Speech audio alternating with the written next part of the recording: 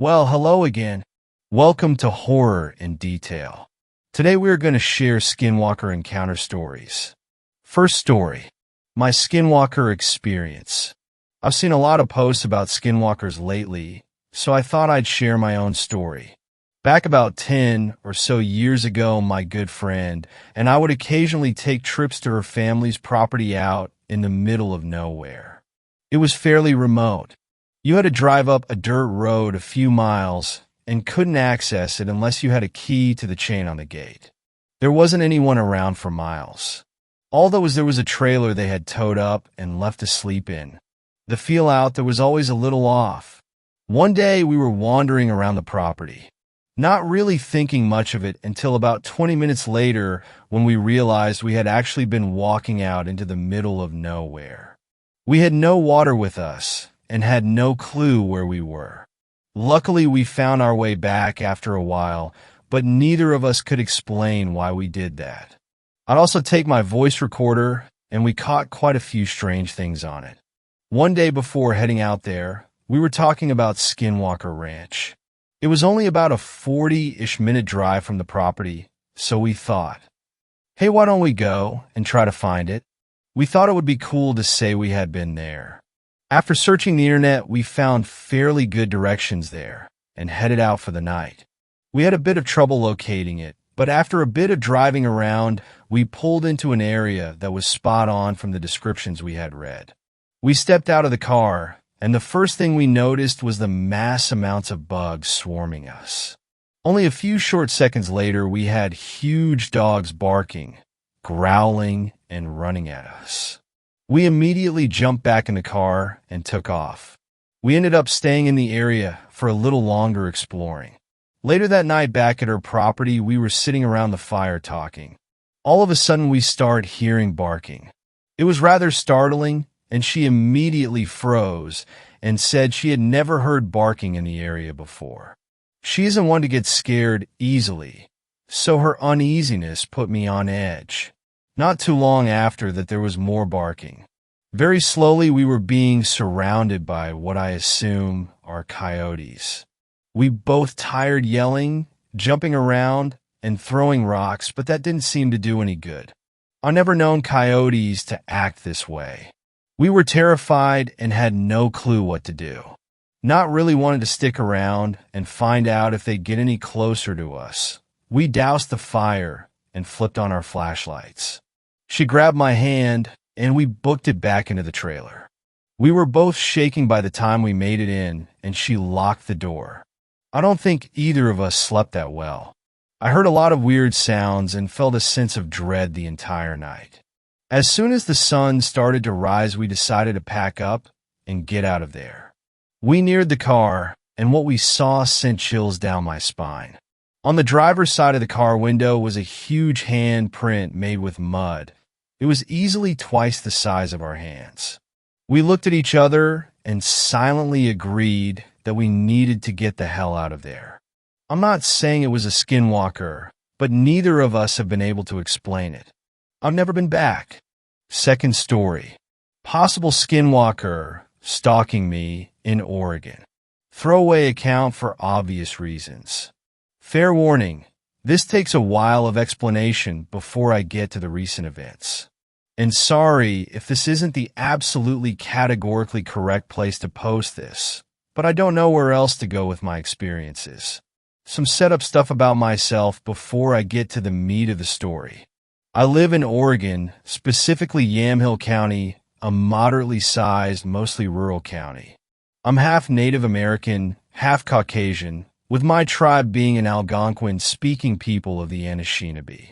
Unfortunately, as I live in Oregon and the Anishinaabe are located around Minnesota, Michigan, Wisconsin, and Canada, and a pandemic going on right now, I haven't been able to visit my specific tribe as of yet. I'm over 18, though I don't want to disclose my own age for privacy reasons. I live with my mom, who is where I get my Caucasian from, and sister. Dad passed away about 2.5 years ago. We have 3 dogs of varying size and 4 outdoor cats. In the part of Oregon I live in, you're never than 10 minutes away from a forest, 20 from a mountaintop, and even in cities, there's plenty of forestry. I live just outside of one of these towns, only a short, several-minute drive, but far enough to where light pollution doesn't heavily affect me, and I can see the stars rather clearly.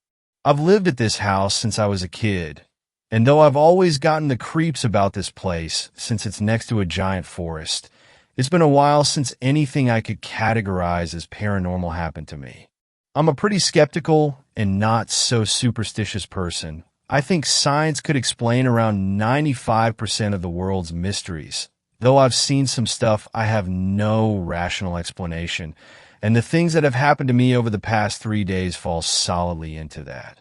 I know a decent bit about skinwalkers.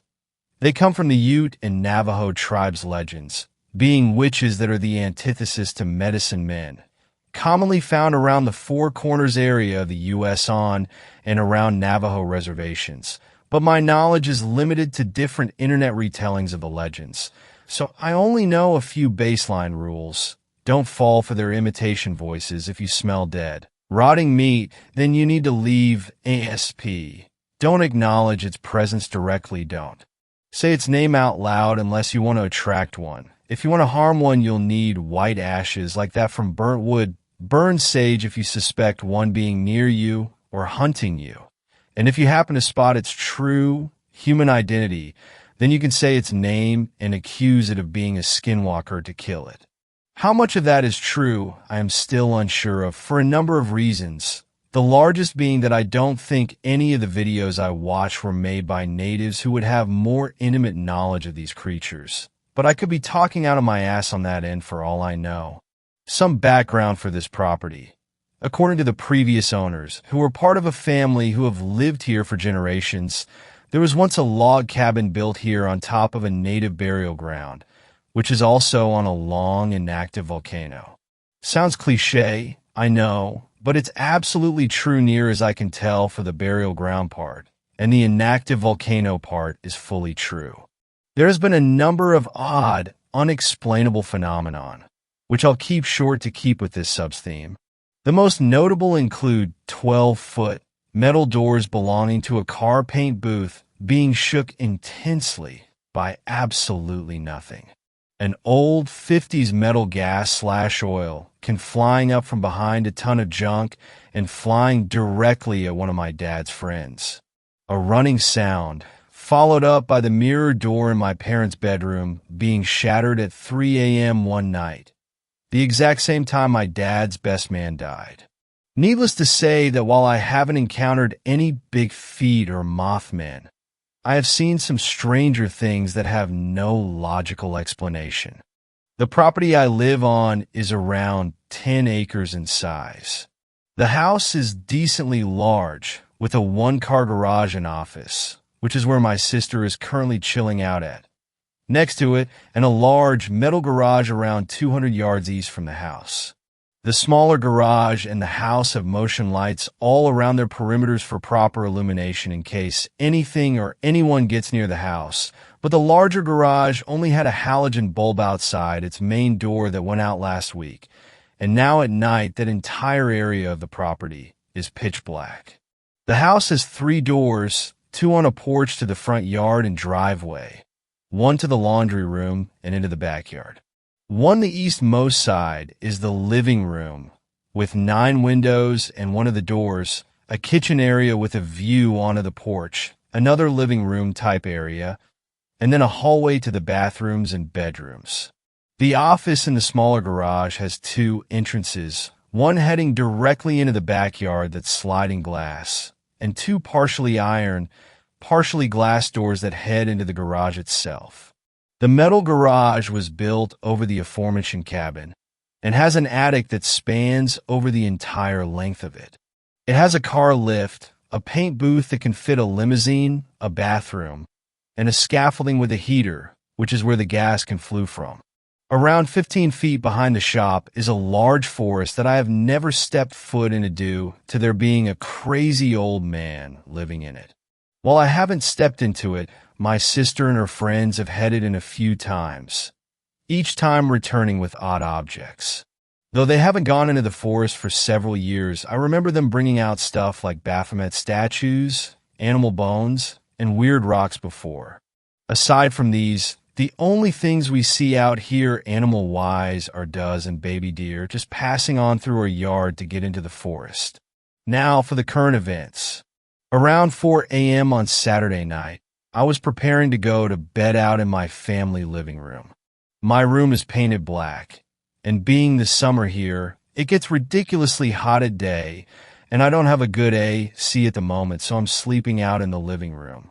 As I was about to sleep, I heard the cats fighting. Something not too odd. They're mostly males and get pretty riled up. But then I heard something else, 3 distinct knocks on one of my front doors. This immediately freaked me out for a few reasons. For one, it was 4 a.m. and pitch black outside, and these were knocks far too loud for an animal to make and sounded far too high for them either. Second, my motion tracker lights were still off. After the knocking, my dogs headed towards the other front door. This one is partially iron, partially glass like those on The Office, and lost their fucking minds with barking, something they only ever do when they see something they don't recognize. I locked all my windows, closed all the blinds, and just sat on my couch bed. In my living room, facing out towards the front yard, there is a half-circle shaped window with no blinds that allows me to see when the motion trackers turn on or off, and I sat, staring at this window for about an hour and a half until they finally came on, and the sun came up. I didn't have the courage to look as to what caused the lights to trigger, but from the stories I've heard of skinwalkers, I wasn't going to take a single risk. The next morning, I asked my mom if she had heard a knocking on the door to get a disturbing answer from her and my sister. My mom had also heard the knocking, but also heard it on her windows to the bedroom, and my sister heard it knocking on the sliding glass door to the office. I knew then that this was something that had knocked multiple times, as there is no way I could have mistaken the tapping on my door for something tapping on my sister's door. While the sun was up, my sister and I bought some sage, since from what I know it wards off skinwalkers, but my mom misplaced it before we could burn it. By the time we realized we couldn't find it, the shop we went to had closed, so we had to just hope nothing worse would come that night. The second night was much more disturbing than the first. While I didn't spot anything, I heard a loud, ambient noise from the woods. The nearest broad comparison I could make is like how a city sounds at the dead of night when there's construction, but this sounded more natural in origin in some odd way. Another, much more niche comparison would be the song Cave of the Past from Earthbound, as it's the only song I can think of that fit the ambience. I heard this ambience for around half an hour while I walked my dogs in my front yard, and while I wanted to just stay inside and drown out my paranoia with some anime, my mom had me take out the dogs, claiming that there's nothing out there that could harm you, in spite of the fact that she had heard the knocking the night before. As I was walking the last dog, I heard something from the forest to the east chanting. I only heard about one short sentence in some dialect I couldn't discern, but that was all I needed to hear in order to head inside and lock everything up again. From there, I could hear the ambience even inside my house, and was up again until the sun crested over the hills. One more thing about this night, though. There was a light that refused to go out. It was one of the motion trackers on the one-car garage, and each time I would look out at it, I would see nothing, but yet it stayed on all throughout the night. Finally, tonight, I woke up late, as staying up until sunrise tends to do, so I forgot to get sage before I headed to work. Once I came home from work, it was already dark out, as I get off by the time the sun is setting. Around 2 a.m., I was taking out my dog for the last time. Tonight there wasn't any ambience or chanting, and I stayed strictly to the small plot of yard directly in front of my house. But as I was once again taking out the last dog, I heard a noise to the east, and this scared the shit out of me. It sounded like something large had been knocked over or thrown down, something that was loud enough for me to hear hundreds of yards away. Immediately, I turned towards the noise and tugged on my dog's leash to drag them inside, keeping my back to the illuminated sections of my yard while I went inside. I've locked my doors, my car, and all other things I can, and have tried ignoring everything, but I feel that I need to find help now. These events are slowly escalating, and I only fear that tomorrow could bring a full-on encounter. I've been unable to sleep again thanks to this, and the fact that it's happened 3 nights in a row.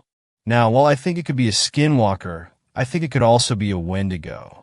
They're similar, and wendigos come from Algonquin-speaking tribes, of which my tribe is part of. If it was the latter, though, I have a hunch it would have made itself more known already, whereas with a skinwalker, methinks it could be trying to lure me out to the darkness of the shop. I've been trying to get a hold of a medicine man here in Oregon, but all I can find on Google is old articles, almost as if it refuses to let me find the help I need so desperately. If anyone knows where I can find one to come bless the house and the property, I would be elated to get this over with. These past few nights alone have been hellish, and I would rather not have to see what I've heard described many a times for myself. Thanks for reading if you've made it this far, and any advice is welcomed. I swear this entire story is true, through and through, and I just want peace out here. P.S.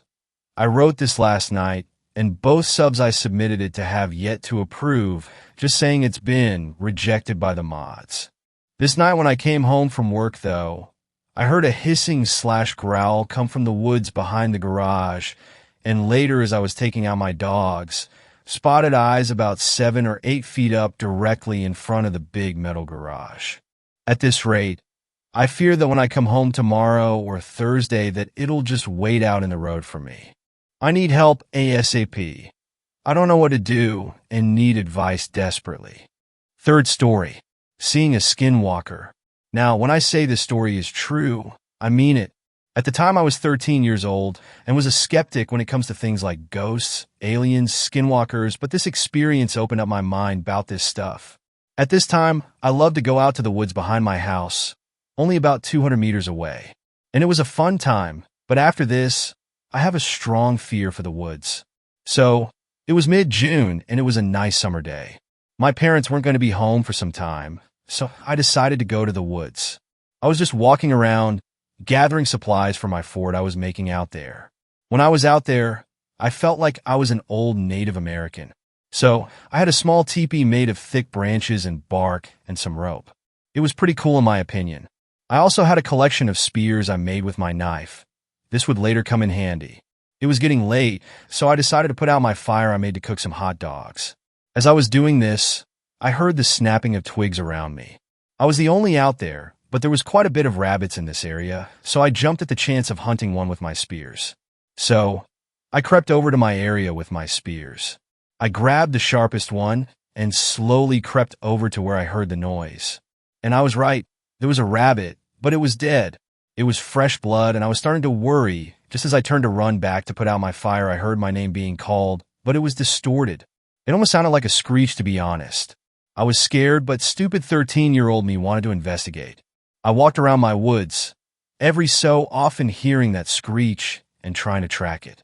Eventually, I hit the edge of the woods, which was surrounded by field. Those of you who live in Ohio may know what I'm talking about. The fields with random patches of woods in them. But what I saw scared me shitless. What I saw was a deer standing on its 2 hind legs. As soon as I saw it, we both must have flipped our shit and we just ran. I ran back to my teepee, put out the fire, grabbed my satchel, and just ran as fast as my 5-foot self could. But that wasn't the end of it. Later that week, it was about 9 p.m., and it was just getting into the first hour of darkness in the night. I had to take my dogs outside for them to do their business. I could smell the fire of my neighbors making their esmores. But then I heard it again, the screech. It was coming from the woods I mentioned earlier. Luckily, my dogs were done, and I noped inside. Since this, I haven't heard it again and don't want to. Fourth story. A skinwalker is killing our cattle. My family has owned the property we live on for nearly 300 years now. My ancestors came over from Europe and settled here, helping to found the town I live in. And over the years, the amount of property we have come to own has reached 600 acres. Now, the land acts as a farm. We have cows and bulls and donkeys. That being said, it isn't a dairy farm, and we don't butcher the cows. They're really just big pets, honestly. We have had this land for so many years, and it has acquired a pretty hefty property tax over these past few hundred years. So naturally, we turned the land into a farm, and now the animals lower our property taxes. With that in mind, we care for these animals just as they are pets and love them dearly. So, it is no surprise that we are devastated when anything happens to them. Occasionally, they will get old or sick and have to be put down, or they die naturally, which we have a vet that comes and takes care of them when that is the case. Other times, since the property consists of open fields and hundreds of acres of dense woods as well, wild animals such as coyotes, and what we believe have been mountain lions or maybe even bobcats, have attacked our cattle. We have hunters that come and take care of the coyotes for us during coyote hunting season. But like the reports say online, there aren't any confirmed sightings of mountain lions in New Jersey, though my dad swears he has seen them, or at least something that resembles one. Plus, some of the attacks to our cattle are far too gruesome for something as small as a coyote to have done. The other attacks, I was too young to remember, and my dad probably grazed over the details as to not freak me out anyway. But this one happened just this past week. I've been thinking about it a lot. I can't get the sight out of my head. All I can see is torn flesh and blood everywhere. It painted the grass such a dark red, it nearly looked black. Once a few years ago, I had been tie-dyeing shirts and spilled black dye on the grass. And that is exactly what it looked like. So much of it. And it wasn't just around the calf. There was a trail that as I followed it, went off back into the woods. As if whatever did this got so covered in the blood of its own doing that it left a trail behind it as it reverted back to, well, wherever it came from. One of our cows had given birth to a calf that had been too frail and weak to be left out in the fields alone with the other cattle. When this happens, we take the calf back to our own house where we have a calf hutch. For those of you who aren't familiar, they look sort of like little igloos almost. They are these small little huts that the calves stay in, and it gives them a safe, dry, and warm place to stay. Obviously, we can't bring the calf inside with us, as it is a farm animal, and the pole barns are up the road from our residence on the property, so we keep the calf hutch in our backyard. It allows us to have quick and easy access to the calf if anything goes wrong with it or its health.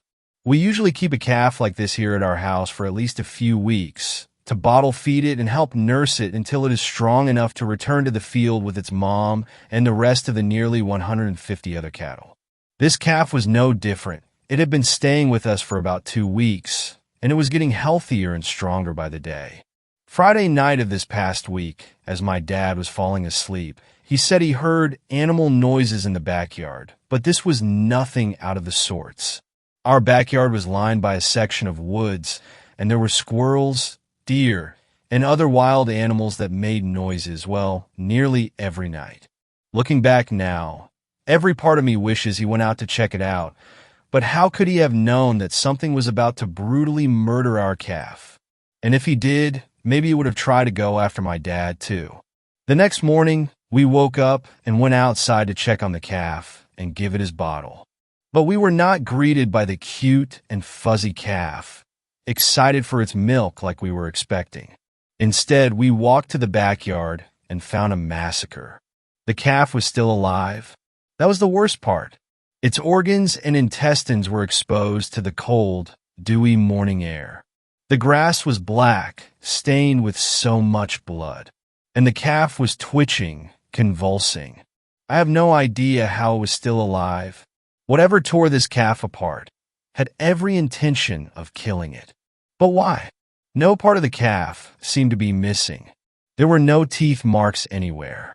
Sure, the flesh was strewn about in a haphazardly made ring of organs and meat and skin, but it was all there. Nothing was gone, as if the animal ate part of the calf. And the marks made by whatever animal No, whatever creature did this, they weren't small claw marks. No, they were long and wide. They looked like goddamn marks made by Wolverine from X-Men or whatever. It was chilling. My dad said he had to put the poor thing out of its misery, but I already knew that was going to be the case at first glance of the calf. There was no way by science and medicine, even by magic or miracles, that this calf could be saved. It was a corpse, still barely alive, but it was a corpse. I couldn't watch. I didn't want to see this animal go through any more pain or torment. Plus, when an animal dies, it only convulses and writhes around more for a minute or so after it dies. I couldn't bear to see that. So, I followed that blood trail that I mentioned earlier. Whatever this was that murdered the poor baby cow. It had left a trail back into those woods on the border of our yard. And not like a trail of dragged blood, but a trail of bloody footprints. Yes, they were footprints, not paw prints from a coyote, wolf, mountain lion, bobcat, or any natural wild animal. Instead, they were footprints of humanesque feet. They were elongated, and I could even see talons or claws maybe where the bottoms of the toenails might have touched the ground. Whatever it was that did this, though they resembled feet of a person, it was not a person. It was not a wild animal, but it was somewhere in between. A skinwalker is my best guess.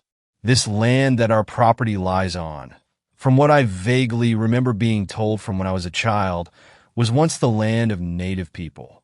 Maybe I should find out more from my dad. If you guys are interested, I'll try and do my research on the land and find out more about what it used to be before my ancestors turned it into our property. Fifth story. Skinwalker encounter at my grandparents' cabin. My grandparents have a cabin in a town in Pennsylvania, south of Scranton. Every summer we usually go up for a few weeks as a family event. Ever since I was little. A few years ago, we decided to go up in the winter because my family wanted to go skiing at some point. After we got there, the weird things started happening really quickly and seemingly out of nowhere. The house was built in the 1920s, old brick and wood home. The doors are these giant, almost church-looking doors, and the style of the home is very medieval, definitely adding to the creepy vibes of the home. The first night was seemingly calm through the house, but whenever I went there, I always felt there was something there, or something lurking through the halls. The first night I got up to go to the bathroom at around 3:10 a.m., which is also interesting because I never get up to go to the bathroom back at home. Most nights I sleep right through without waking up. There were 8 of us in the house, my 2 parents, my grandparents, my aunt and uncle, and my 2 male cousins. I went to one of the 3 main bathrooms for in the house if you count the master. So when I heard someone in there, I thought that was interesting because I was one of the few people who doesn't share the bathroom. But I stood outside waiting to make sure I did not intrude on anything going on in there, as my one cousin has IBS, and I didn't want to bother him. What was extremely weird is the fact that whatever was in there didn't sound human in its movements. It seemed to drag its feet around, which made me nervous that he may be sick. I called out his name a few times. "Drew, are you okay in there? It's been a long time, and I want to go to bed," or something along those lines. A few seconds later, he comes out of his bedroom and tells me why I'm making so much noise, and he's trying to sleep, and slams his door behind him. Before I could freak out, he had already shut the door, and I was too scared to even yell back to him. I never realized before that the door wasn't even locked in the first place, which made me feel even more uneasy. Between the banar, I never realized the sound stopped, and it seemed like nobody was even in the bathroom anymore. I still even tell myself this was just my imagination going wild, but I'm not known for sleepwalking or having any type of sleep disorder. I decided to just open the door, brushing it off as my too vivid imagination. When I opened the door, it really looked like nothing strange had happened in there.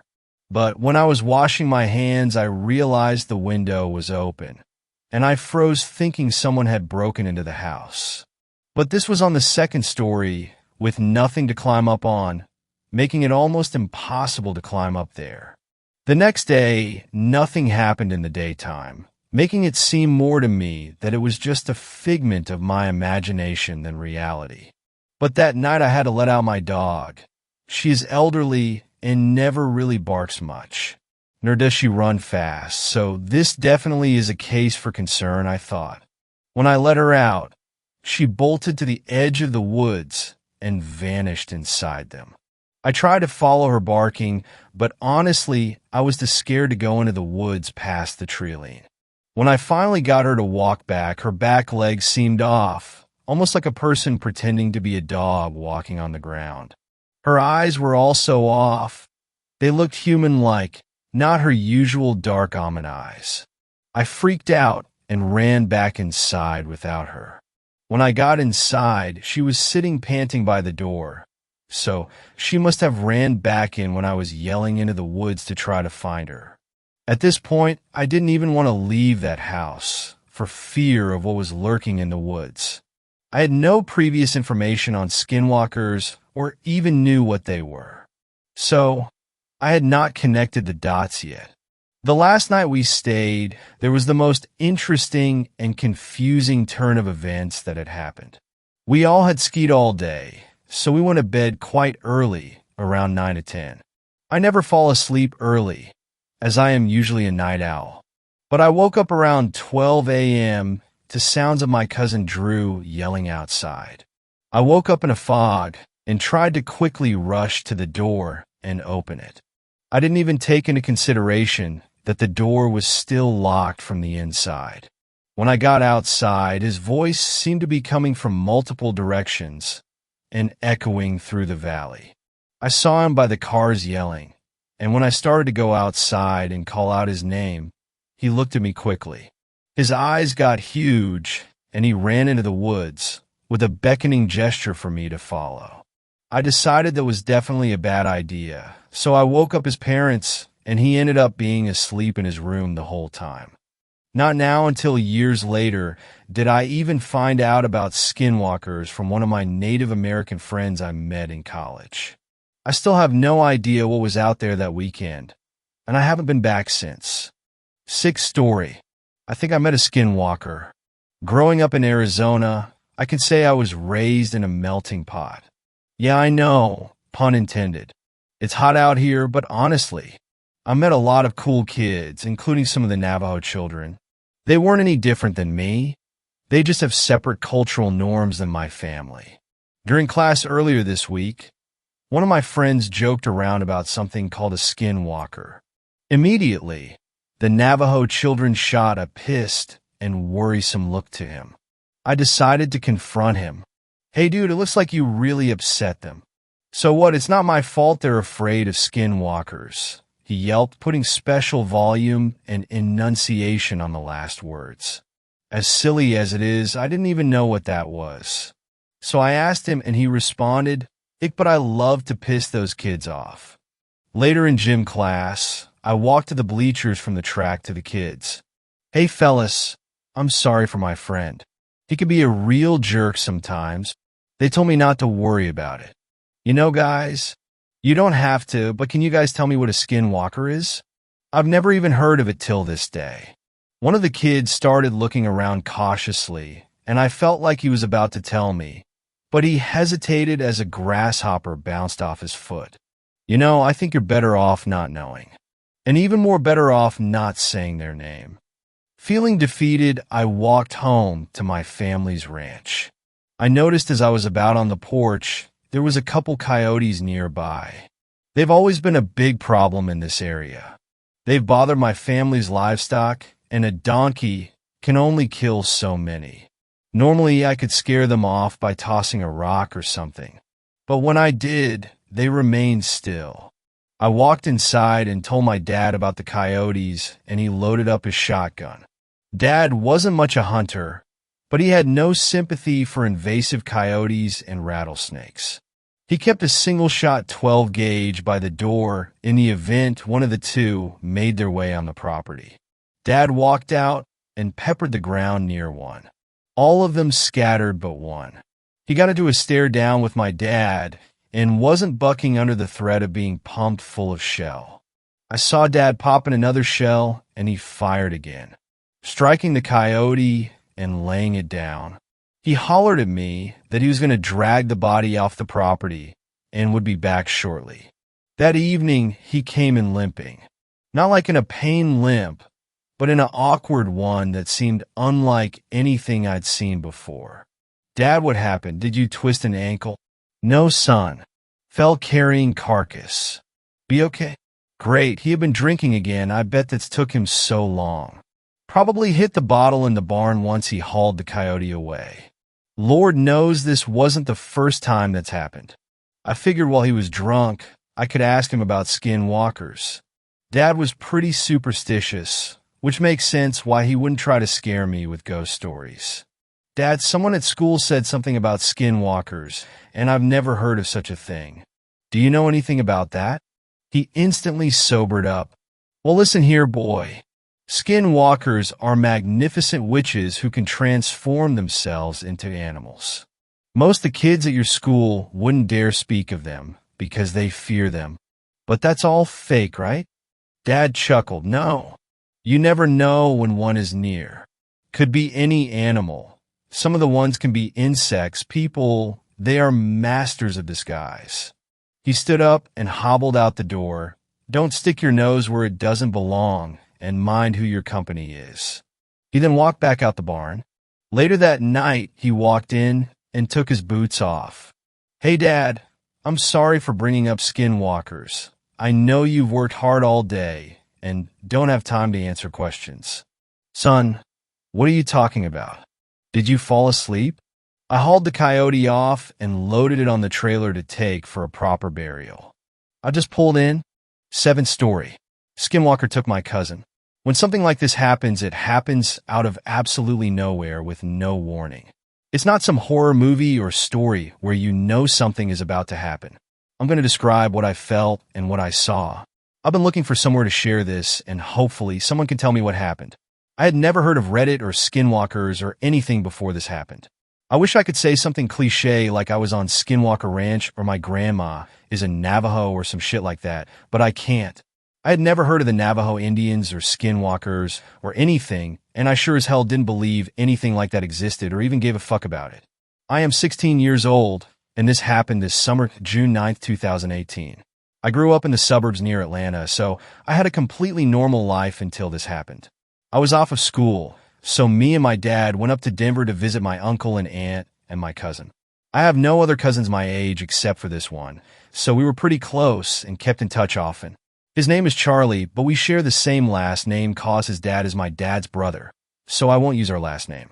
Charlie was pretty big on mountain biking, so he wanted to take me to some mountain biking trails in Apex Park. The trails are not far away from civilization at all, and we weren't even going to spend the night there. We went down a few trails, everything was fine, and we passed some people, so we weren't alone. Absolutely nothing sketchy went down. It was hard to keep up with him, but he slowed down for me, and we had fun. It was around 6 p.m., and we were heading back to where we parked. Charlie was 18, so we drove ourselves. This is the part where everything goes to hell. We are riding back. Charlie is maybe 20 feet ahead of me. Then the smell hit me. God, the smell. It was disgusting. At first, I thought maybe we passed a dead animal or something.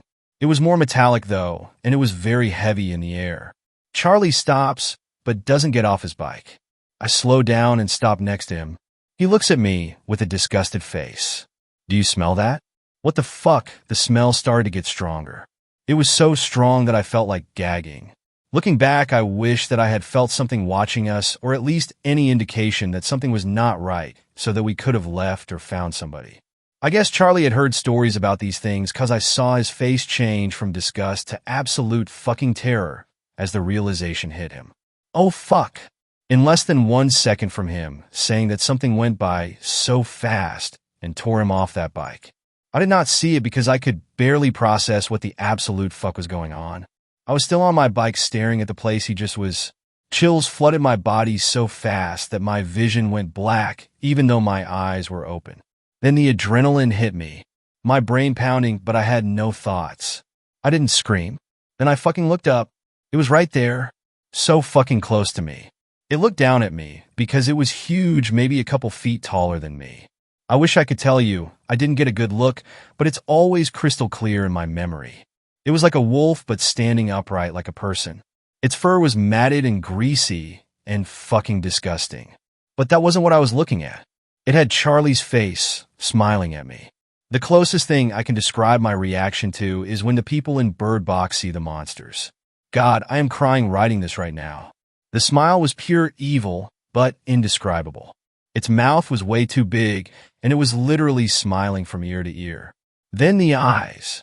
Oh God, the eyes. They were pure black, but not glossy. Like the black that absorbs 99% of light. At first, I couldn't even tell if he had eyes, but they were blacker than empty, if that makes sense. It is very hard to describe this. It wasn't breathing, just standing absolutely still. I could feel the strength radiating off of it, like a power not of this earth. There was no sign of Charlie anywhere. No screaming. Nothing. I knew I was next. I knew 100% I was going to die. My eyes flooded, but it wasn't like I was crying. The pure fear and chills just made my tear ducts run.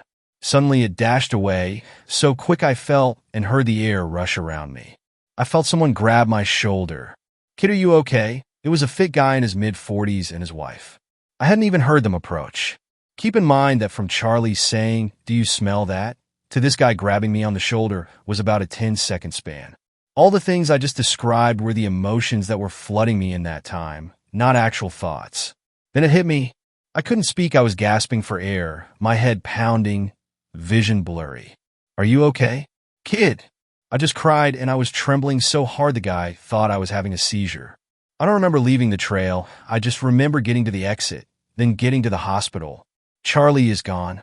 After that, he went missing, but I know he is dead. They only found his bike completely destroyed.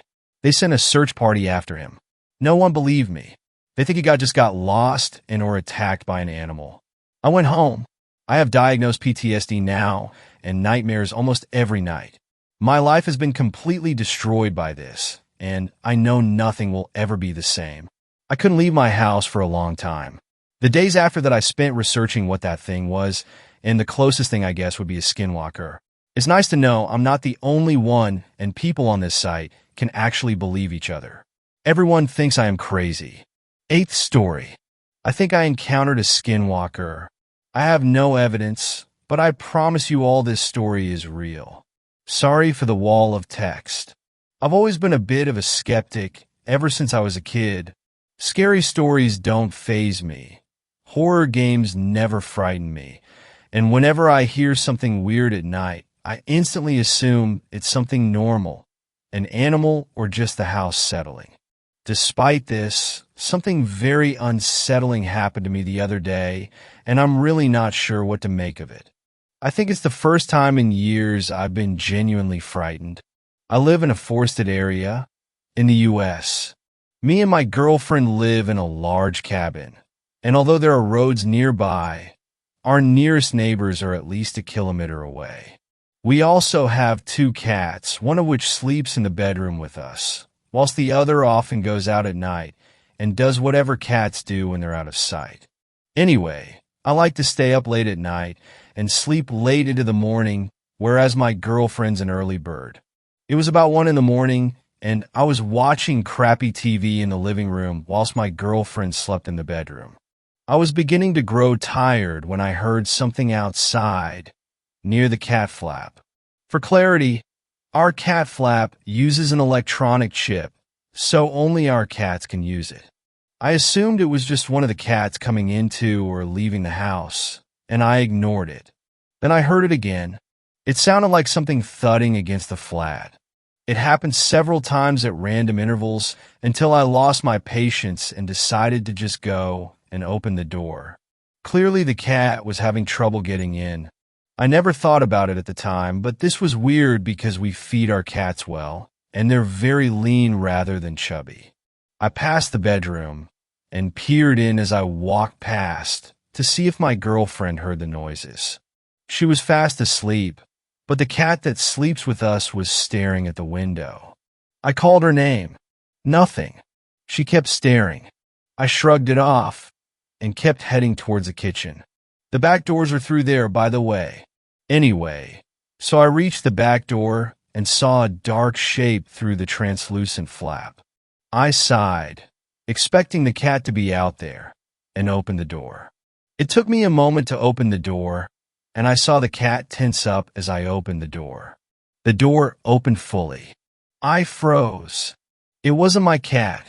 Whatever it was had started moving before I opened up, and I only caught a glimpse of a distorted figure, kind of like a tailless dog, bolting, and I mean absolutely pelting it. I freaked out and slammed the door shut. What the hell was it?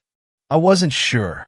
My natural skepticism kicked in, and I assumed it was just my other cat, and I had merely startled it. Perhaps the darkness had made it appear larger. Nevertheless, I was creeped out and decided to go to sleep. As I slipped into bed, I realized something horrifying. The second cat was asleep on the rug. It took a while to get to sleep that night. Everything seemed normal until a few hours later. I awoke to a strange feeling of dread. Something wasn't right. My girlfriend was fast asleep. I held my breath and heard something creaking by the door. It sounded too loud to be one of the cats. It was as if a person was walking about. I reached towards my bedside cabinet and flicked on the lamp. The room was illuminated, and I saw something standing just outside the open door, staring at me. The same twisted figure I had spotted outside earlier. It wasn't very tall, maybe a little over 5 feet, but it was its face that scared me the most. I only caught a glimpse of it, but what I saw will stay with me forever. It looked like a dog, but with an elongated face and almost human-like eyes. You know that weird, distorted snarl hounds pull when they're pissed off? It had that expression. I instantly started yelling profanities as I scrabbled backwards, trying to straighten up. The creature turned and sprinted down the hall. I heard it dash outside and go past the window behind us, just above the headboard. I managed to look out as my girlfriend started to panic as she woke up fully. We both caught a glimpse of whatever the hell this thing was as it dashed off into the woods near our home. Grabbing my trusty shotgun from beneath the bed, as well as a couple rounds from the ammunition box that sits next to it, I ran out of the room in my underwear and rounded into the kitchen. The door was open. I'd forgotten to lock it when I saw the thing originally. I haven't seen it since, and we still live in our cabin, but I've bought sturdy locks for all of the main doors and windows in the house, and always check the exit points at night. I also go to bed a bit earlier than I used to, so I'm asleep when the freaks of the night start to wake up. I've read a bunch of forums, and the only thing I can compare it to, based on what I saw, is a skinwalker. If you know anything about these things, please let me know. 9th story. Skinwalker stories? I'm trying to do some research for a project about skinwalkers, wendigos, and doppelgangers and their origins, sources of information, and people's experiences. The crazier the better. The main goal is learning people's in and around North America's folklore. But to make it even, perhaps I have an easy story of a skinwalker myself. Disclaimer. I have no idea what I saw. I just described it to a friend, and skinwalker was the term he used, and showed me a picture, and both me and my wife, who was there with me, jumped out of our seats because it was nearly a perfect representation of what we saw. Also, again, this is a super simple story. Late August last year, my wife and I decided to take a trip to Fredericksburg, TX, to celebrate our engagement. We were there for wine tasting, beer houses, and cute knick-knack shopping. The casual/vanilla fun stuff we die for. If you haven't been and can, do go. It's great. We had a cabin rented out in the Wash, I think they called it. It was dry land surrounded in hills, and just imagine your typical dry Western environment. Brown hills, some trees, and random cacti everywhere, and signs saying no burning scattered around the property and next to the fire pit, which we thought was pretty hysterical. We were on our way back past 10 p.m. from downtown, and we had these what we called cow roads to get back to the cabin because there were cattle scattered on both sides of the road, and all the gates were all open, and you'd have to wait for them to cross every now and then. We joked the cows own these roads. We're just tourists. This is all to say, we were driving slowly because God forbid a cow walked in front of us, I'd one total my Jeep, but worst, hurt or possibly kill someone's cow, and it left us open to what happened next. We were talking, laughing, making jokes, and trying not focus on how it was pitch black around us. My convertible top was down, and we just felt vulnerable. When in front of us was this black figure on the left side of the road, dirt road mind you, not very wide, maybe a car and a half. It was on all fours, had this short body, long legs, and massive head, and was black. As we got closer, there was a hue mixing of black and gray to its skin and fur, but it was hard to tell what was fur or skin. I wasn't nervous, but I slowed down because I didn't want to hit this thing I thought was some sort of wolf/coyote thing, and we were maybe something over 500 feet away and getting closer. By the time I could really look at it, it was in the middle of this road, and we were even closer, literally a stone's throw away, and it turned to face, but as it turned, it stood up, and what we thought were back legs, but just human-like because this thing flat stood up and looked at us and turned back the way it came, but went back to all fours as it walked. When it faced us, its eyes glowed yellow.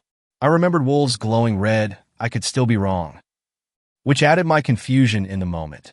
This thing looked so off, and we realized its short body was more like our torso, and it moved so awkwardly because it really was like a person walking on all fours.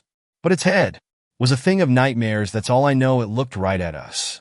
I had my brights on, so maybe it actually was blinded and just left, but I was scared enough to think it looked right at me. I started driving off, and my wife, and I didn't say a word for a few minutes that felt like forever. She started to say, "Did you?" And I just said, "Yeah," before she could finish her sentence. If she wasn't there to confirm it, I would have said it was a trick of the night and gone to bed. Like I said, though, easy story that's lead to me wanting to learn more about these things, and well, not be a where's Bigfoot guy, but kind of, I'm just genuinely interested to see what other have seen and know. Correct me if I'm wrong, but I thought skinwalkers were an Arizona, New Mexico creature. 10th story. My grandfather saw a skinwalker. My grandfather told me a story once, as we sat around a campfire in his backyard, in the cool night of the Arizona desert. The horizon was clear, and each star twinkled in a purple sky, with a full fat moon hanging low over the mountains. His voice was raspy and gravelly, the result of a lifetime of smoking cigars and drinking whiskey. The fire danced and shined across his wide, dark eyes as he settled into his seat, ready to tell his story. "Way back when I was a boy, about your age," he began, "I lived outside an Apache reservation with your great-grandfather. He had returned from the war and set about raising horses and cattle on 100-acre ranch settled between a brambly mountainside with dirt good for growing thorn brush and not much else. One night, my mother was sick, and Pa and I took a trip into town about 50 miles away, straight through a dry desert, over a washed-out creek, and some old abandoned farmsteads. The fire sparked, and a log cracked, jolting me out of the story. What next? I asked. Settle down, boy. You'll hear soon enough. Pa and I were driving in an old Ford pickup truck. I remember it was dark out, inky and thick, with only the lights of our old truck lighting up the road. I remember, too, when the engine began to sputter and the truck slowed to a jerky stop. "God damn it," Pa said, guiding the Ford to the side of the road as it coasted to a halt. "Stay here, son," as he stepped out into the darkness, shutting the door with a heavy thud. My window was down, and the cool desert air was breezy and felt good on my hot face and neck. Pa was getting water from the back to cool the engine, and that's when I smelled it. Rotten eggs. Strange, I thought, to smell sulfur in the desert. My nose also picked up carrion, like one of them dead, bloated cattle that would drop from the heat and lay there until the crows pecked enough holes in their hide to cause the whole thing to explode. It stunk and I gagged. My skin started to tingle too, the back of my neck felt itchy, and my face started to get hot. The wind stopped blowing and hung still and heavy, with the stink filling the cab. "Pa," I called. "Pa, PA." No answer.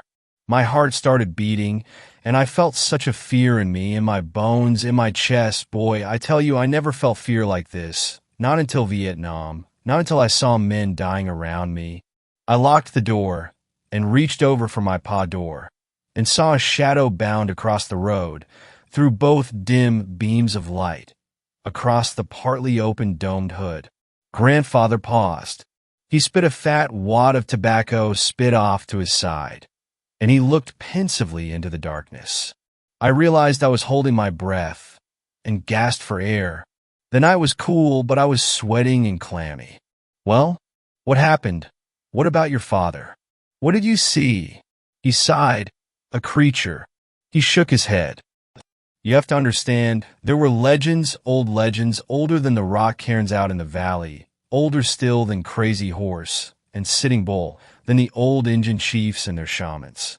The Apache and Hapa and Cherokee and all them old tribes and First Peoples, they told tales, old stories about dark Indian magic, a deal made with the old spirits of blood sacrifice to gain power, old power, enough to fight each other, and the Spaniards, and later the white men that came for their land and women. They called them. He paused. Grandfather took a deep breath and bodied forward into his tale. Across the fire and the sky, the desert, the creek, the moon, the sun, and old mountains, he bodied forward.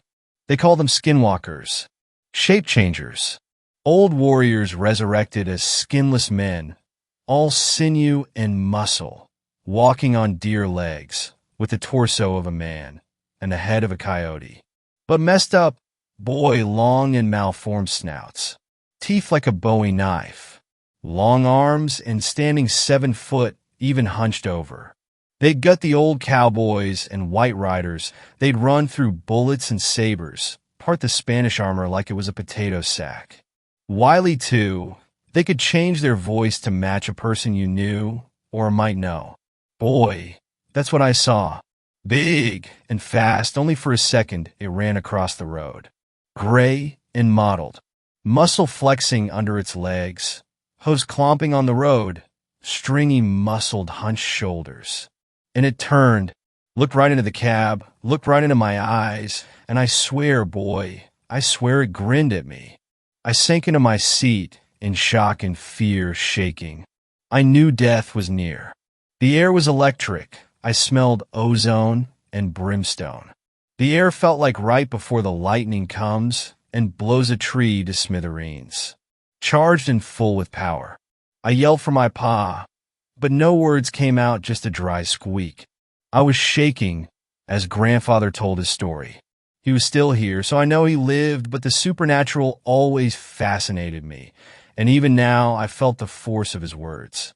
The real power of skinwalkers was trickery. Sure, they could change their voices, but also their skin. That's why the gods took their hide. So they could take others. Not for long, the legends say. Maybe an hour. Before the soul of the skin they wore would come looking for their mortal shell before going to whatever hell awaited them. Though I think that getting skinned alive was hell enough.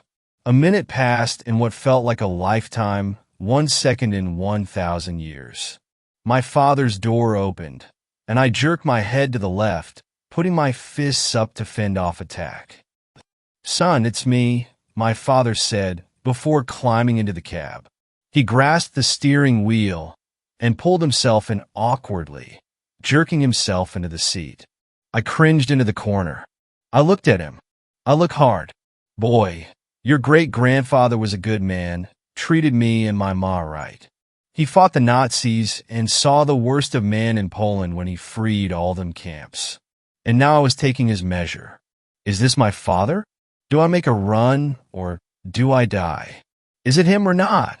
Let's go get that medicine for your ma," as he pulled the truck into gear and pulled it out onto the road, and our trip resumed.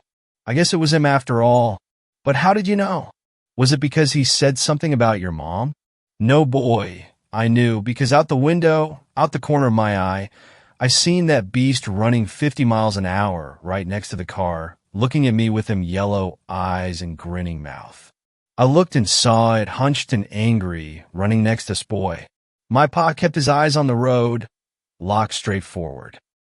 "Son," he said, "don't look at it, don't look at it." That's how I knew, boy.